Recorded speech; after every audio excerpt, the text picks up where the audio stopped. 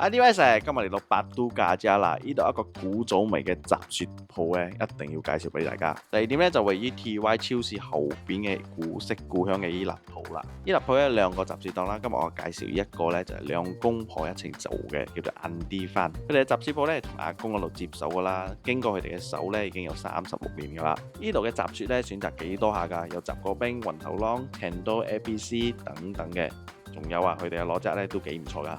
我自己係點咗一個古早味嘅 ABC 雜雪，再加上一份螺汁同埋嚿蝦餅。嚟到時候咧，雜雪咧份量咧超級大㗎，我點嘅咧就係椰糖嘅，成個食起嚟嘅味道咧非常有童年回憶啦。呢個就係我細個食嘅一種雜雪嘅味道啊。重點咧係佢哋螺汁啦，佢哋嘅螺汁醬同埋花生碎咧都係老闆娘自己整㗎啦，所以你食嗰個螺汁醬咧好濃稠。